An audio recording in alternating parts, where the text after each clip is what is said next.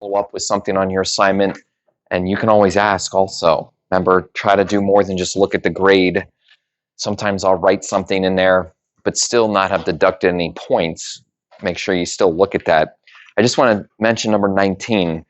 I'll remind you of the problem. I think it had something to do with saying, why can you not use substitution to find the limit? And it was like a fraction. And if you plugged in 0, you got 0 over 0. Okay, now a lot of you answered it correctly, but it doesn't hurt to hear it again. Whenever you get 0 over 0, that's an indeterminate. It's basically meaningless. It's meaningless. You cannot determine anything from it. So technically the answer to the question was because you get an indeterminate. That's why you can't use substitution. Okay, be careful because some of you said something about, so the answer is undefined. Not necessarily. The answer is not necessarily undefined. It's just that you have to do something else to get the answer. It does turn out that the answer is undefined because the limits are different. But again, my main message to you is you can't use substitution because you get an indeterminate. We'll keep learning this. There's a lot to do. We just kind of have started limits. What about the limit as x approaches infinity? Like, I just have kind of like a simple question for you, and I'm wondering if you'll want to talk to your neighbor about it. What is the limit as x approaches infinity? What is the limit as x approaches infinity? What does that mean? How do you do it? Do you want to have a simple conversation? What does the limit as x approach infinity? What does that mean? How do you do it?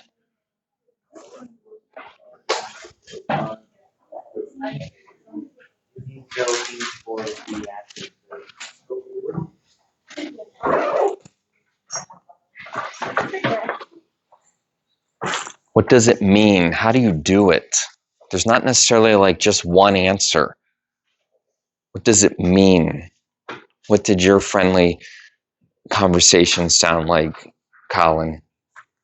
With the approach, there's like a horizontal asymptote. Okay, so there's, as x approaches infinity, there's a horizontal asymptote. Does anybody want to add anything to that? What did you say? What was your friendly conversation, Reagan? We also said the same thing about how the graph has to approach a certain horizontal asymptote. Okay, so I'll sort of just add to that, if there's a horizontal asymptote, then you have that limit. So what else does it mean, or how do you find it? Anything different? Okay, sometimes people are like, I'm not sure. Well, do you realize that a horizontal asymptote does not necessarily need to be sort of that boundary that you don't cross? We did a problem where the graph bounced back and forth, and even though it crossed the horizontal asymptote, it still was approaching it.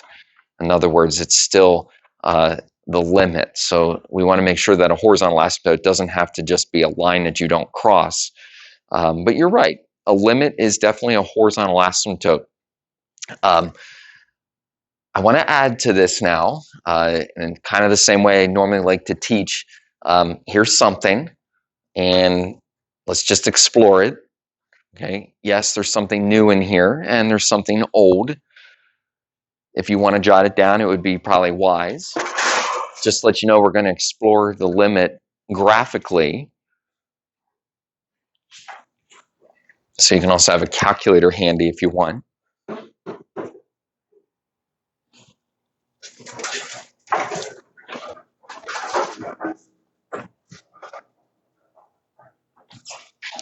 Now what we have here are two functions, f of x equals this big old fraction,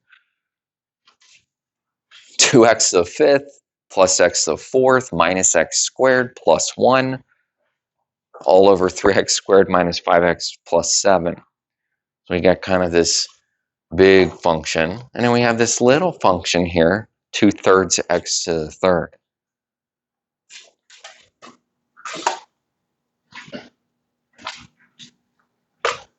Now we want to look at the limit, and as you guys said, it means that, or at least it could mean that we're looking for a horizontal asymptote. I say that it could mean because I want you to realize that not every graph has a horizontal asymptote.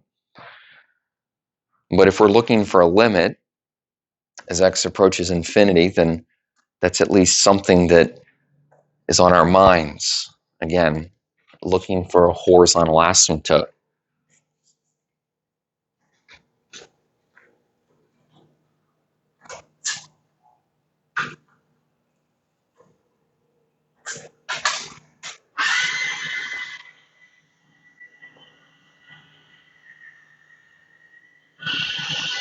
As you get to know your calculator, and these are things, if and when they're helpful, you can do it.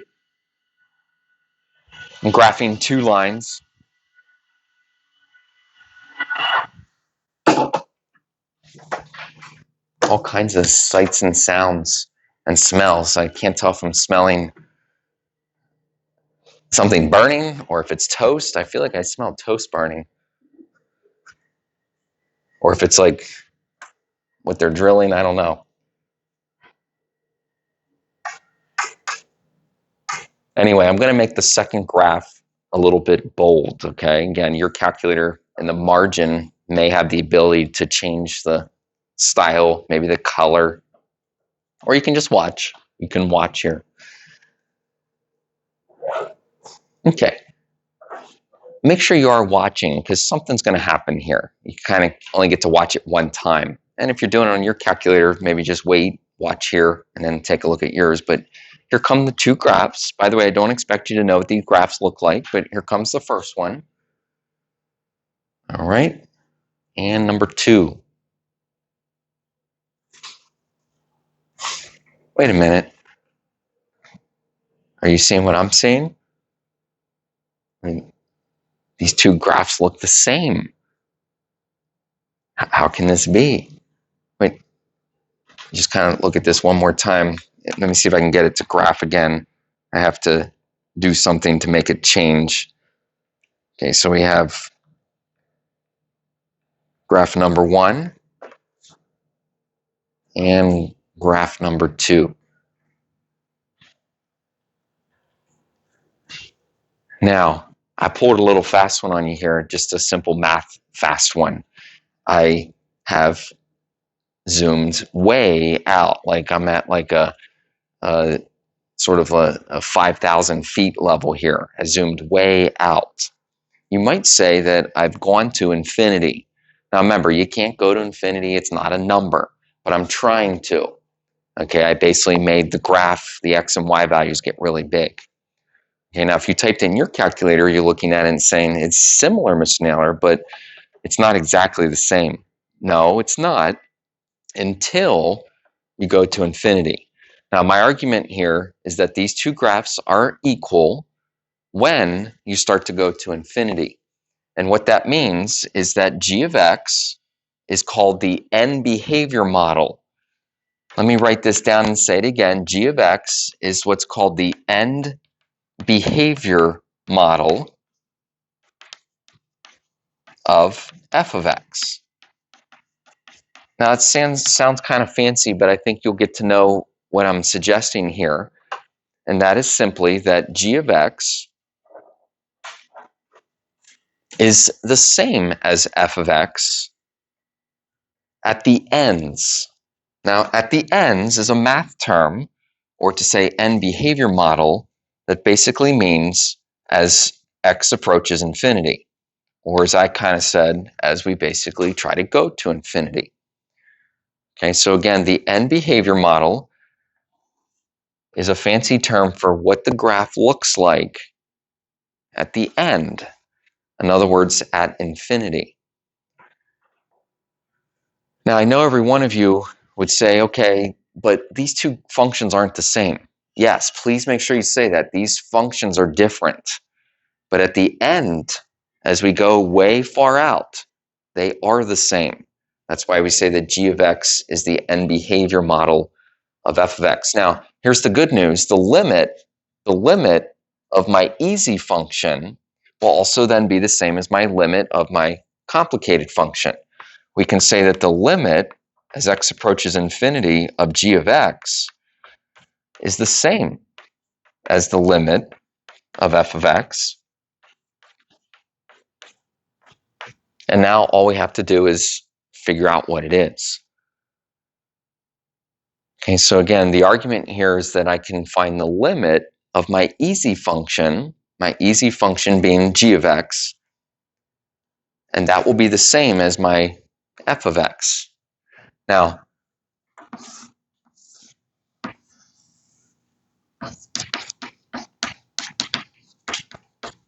both graphs look the same, so we can just draw one graph so that we can talk about the limit. And this is also different from yesterday because there's no horizontal asymptote. If you're kind of like looking for that, it was fine that you were looking, but I got news for you. The intended height of this graph just continues to grow and grow. The intended y value does not exist. And what that means is that since the y value will keep going to infinity, so does this limit. So does this limit keep going to infinity. Now, to say that the limit is equal to infinity is really to say that the limit does not exist. And you've heard that language a little bit last week, and we bring it back today. Okay, now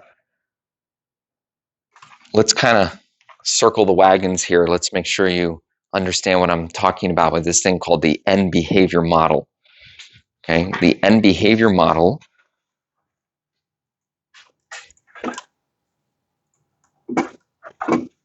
is a really nice way to find limits because all you have to do is look at sort of the most powerful part of the equation.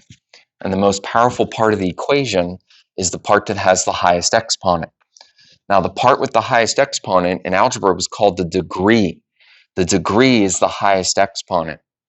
But if you take the highest exponents, those are the parts of the equation that have the most power, that literally dictate what the equation is going to look like.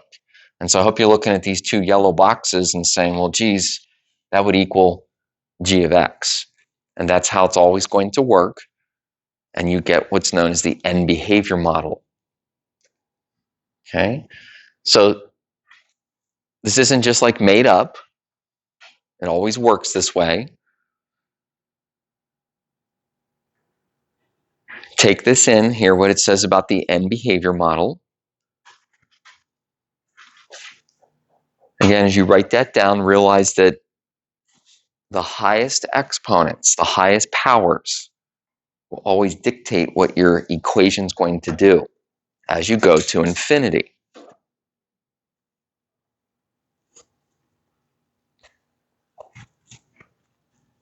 And then what this does is it allows us to talk about limits. And we'll do it some more. So if you're not 100% sure if you got it, but I want to show you again that the limit of your easy function is called the end behavior model. So the limit of your g of x is going to be the same as the limit of your f of x. And the reason this is good news is because you'll be able to find the limit. You'll be able to find the limit of your g of x. Because again, it's your easier function. It's your end behavior function.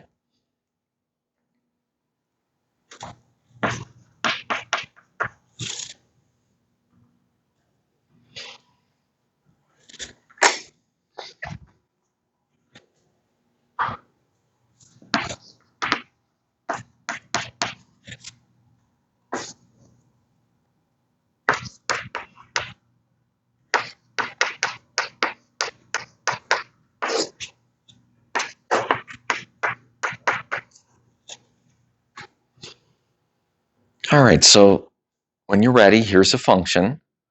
We're going to try to find the limit as x approaches infinity, 7x squared plus 4x plus 1 all over 3x squared plus 2.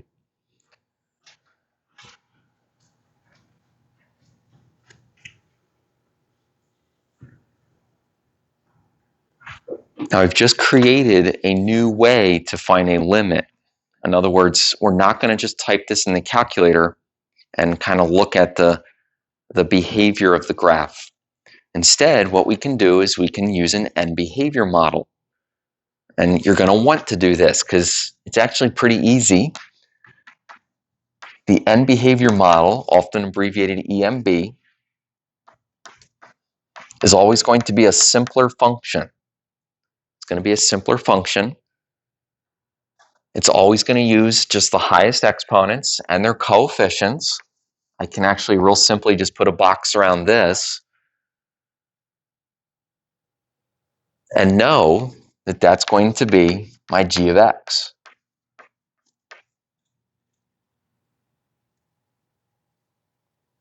Now, if you can do algebra before calculus, as I've said a few times, you want to do that. Okay, so those x squareds, you don't need my permission to cancel them. They do cancel. So we actually end up with just 7/3. Now again, 7/3 is the end behavior model. So here's the good news. The limit of this g of x, the limit of 7/3 is going to be the limit of my original function, of basically my complicated function. So all we have to do now is ask ourselves, what's the limit of 7/3? Now, when you're asked that, okay, you kind of have to think back to what's the definition of a limit, because it will always be the intended height. Even though we're not graphing this problem on the calculator, we still should be able to visualize the graph of 7/3. It's going to be a line, a horizontal line. Okay, so the intended height of a horizontal line is always going to be constant. It's always going to be, for this problem, 7/3. Okay, even when I go to infinity, obviously the line is still at 7/3. Okay, now, not to kind of sound like a broken record, but that means that the limit of my actual problem is 7/3. I'll write it again because technically that's what we were looking for. Now, guess what's true about 7/3? Guess what's true? You said it at the beginning of the period to your neighbor. It's a horizontal asymptote. Now, sometimes kids get a little confused here because they're like, wait, I thought you said the graph was a straight line. That's the graph of g of x, but we're really talking about this graph. And so it's kind of cool because even without a calculator, you can know that the graph of this equation has a horizontal asymptote at 7/3. Oops, y equals 7/3. Okay, and I'll show you the sketch. I kind of took a peek at it before class. It has this kind of look to it. It approaches this horizontal asymptote over here to the left, and then there's this little dipsy-do, and it approaches the horizontal asymptote to the right. Okay, this action in here, this doesn't matter. As we talked yesterday, it's allowed to cross the asymptote, but the whole idea is that it approaches the asymptote as I go to infinity. Okay, it approaches that 7/3. End behavior model. Okay, it's supposed to help you to basically get your limit without a calculator.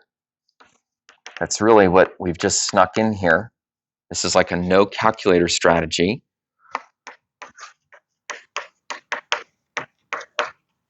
Here's another function. 1 minus 2x squared plus 6x cubed all over 3x to the 4th. And again, we want to find the limit.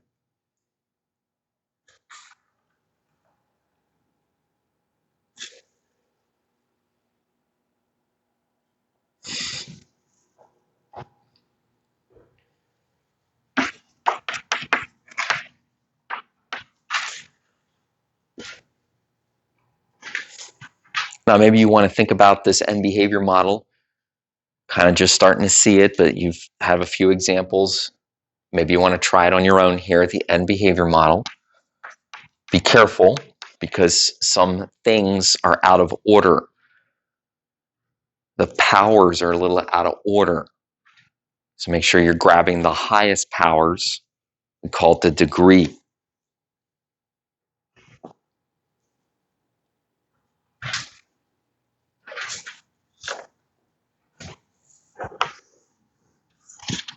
Now I can just put a box around that because 6x cubed, well, that's the highest power in the numerator, and then 3x to the fourth, it's the only power in the denominator.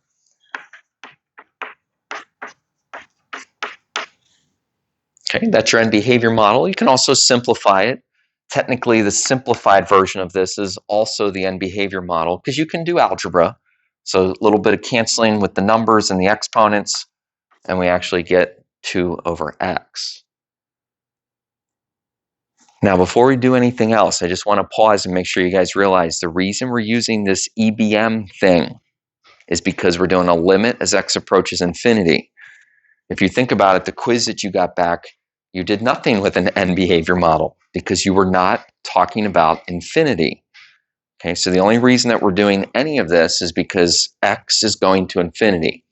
And when x gets really big, the end behavior model basically does the same thing as my original problem, which means I can now do the limit of my g of x. I can do the limit of 2 over x, which again, it's supposed to be an easier limit. And that limit will be the same as this big bad original problem. Now, this is a good question. What is the limit of 2 over x? What is the limit of 2 over x? Okay, there was a problem we did yesterday that should give you a little bit of a feeling for this limit. Can you explain? I think that the limit would be 0, simply because if you put 0 there, it's 2 over 0, which means that you can't reach it, and that x value is only going to go up, meaning it will just keep getting divided by a bigger number, and it gets smaller, closer to 0 than ever.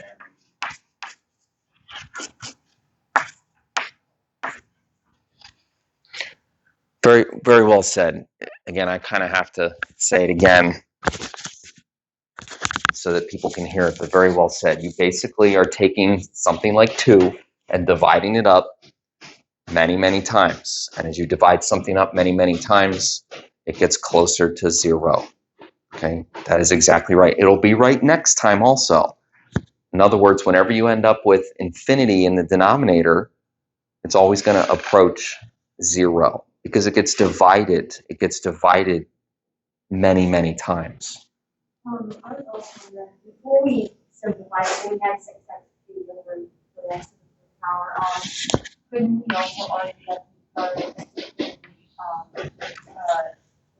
exponent in the numerator is smaller than the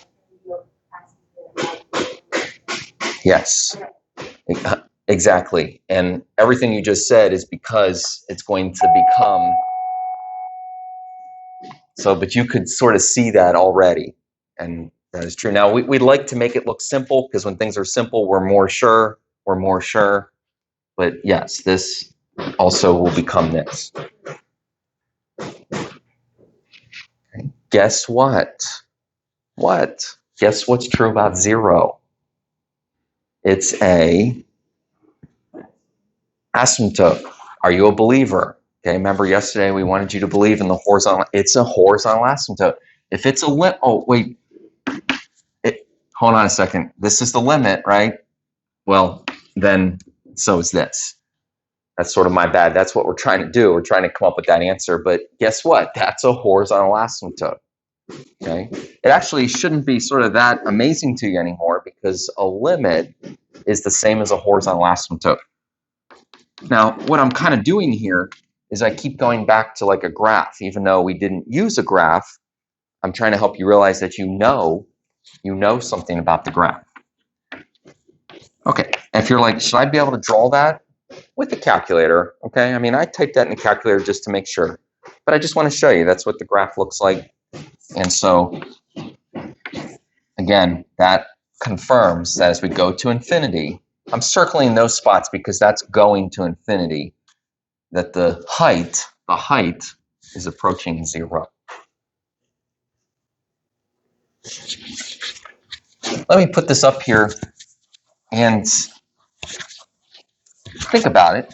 And I'm sure the bell's going to ring, and then we'll probably talk about it after lunch, but think about it right now. Now that you've seen about 3 or problems or so. So the limit is x approaching infinity.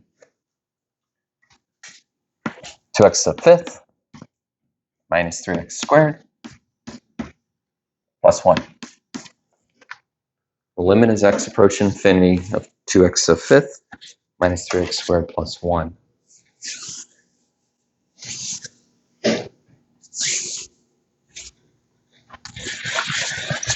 You should be trying to come up with the end behavior model. I know you're saying, Ms. Naylor, like, where's the fraction? Well, it doesn't have to be a fraction to get an end behavior model. You just need to grab the highest exponents, the highest powers.